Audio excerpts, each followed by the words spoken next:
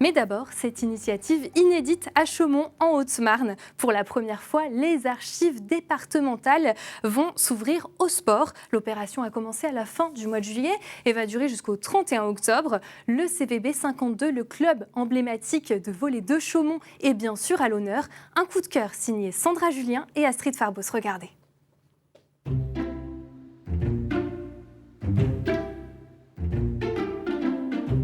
Ils sont à jamais conservés ici, aux archives départementales, à l'abri de l'humidité et de la poussière.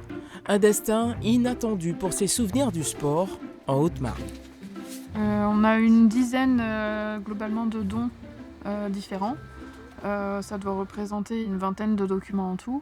Donc on a des photos, on va voir des petites coupures de presse, un dessin, des diplômes, un mémoire d'instituteur aussi sur le sport en Haute-Marne. Et puis, il y a cette pépite, vieille de plus d'un siècle. La mémoire d'un certain monsieur Étienne, ancien président de la Société d'éducation physique de Chaumont et sociétaire du Vélo Club Chaumontais. Il a surligné au crayon papier sur un personnage et on a une flèche pour montrer quelqu'un d'autre. Et derrière, on a les résultats de la course. C'est un petit trésor. Trésor rapporté ou chiné sur place comme ici au gymnase Jean Masson, siège du CVB 52. Sur ce bureau, les archives sélectionnées par les archivistes. Un document, c'était un compte-rendu où il est question d'un joueur qui avait été sanctionné. Les règles peuvent changer, les habitudes, et un historien d'ici 50 ans, voire même d'ici déjà 20 ou 30 ans, pourra se dire, tiens, comment se dessiner en fait la vie du Chaumont Volleyball Club. Oui, ça pourrait, mais...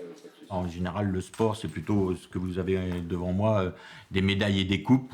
Après, effectivement, je me rends compte que des échanges avec la Ligue ou l'histoire du club ou des photos, c'est l'occasion aussi d'inscrire ça dans des endroits, sur des supports pour que la mémoire se conserve et qu'on fasse valoir ce qu'a été l'histoire de ce club-là, bien avant que ça s'appelle le CVB d'ailleurs. Grâce aux documents collectés, au cours de ces 3 derniers mois, le département réalise à quel point le sport est important pour les Hauts-Marnais. Essentiellement sur le bassin chaumontais, on voit qu'il y a beaucoup d'associations sportives, un peu plus que culturelles. À d'autres endroits, c'est l'inverse. Mais on a quand même de gros fleurons haut-marnais. Dans le nord du département, on a le judo. Au niveau du centre, c'est plutôt le volley. On a aussi sur Joinville l'escrime.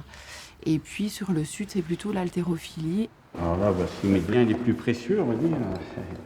Voilà, c'est les 2 médailles paralympiques. Dans cette collecte, le témoignage lui aussi a sa place, et d'autant plus s'il émane d'un médaillé des JO d'Atlanta. On avait à cœur de briller pour essayer de décrocher la médaille. Et là, à Atlanta, 2 médailles. Alors là, on est envahi par plein d'émotions, et en même temps, on se dit, voilà, mauvais coup du sort, c'est derrière, c'est finalement... la vie, elle est belle parce qu'on n'a pas eu de chance, on a perdu quelque chose, mais on a retrouvé autre chose. Vincent Mignon et son guide, Guy Marguerite, sont fiers d'avoir représenté la Haute-Marne au plus haut niveau sportif. Le palmarès de la Haute-Marne au niveau tandem, ça repose essentiellement sur Vincent Mignon et puis 2 autres tandems qui étaient là précédemment, Michel Mallard, qui sont allés aux Jeux de Barcelone en 92. Et puis on avait aussi dans le coin local un autre tandemiste intéressant, c'est Jean-Claude Drouin, qui a été 2 fois champion de France. Grâce aux archives départementales, ces souvenirs seront désormais valorisés au titre du patrimoine sportif local.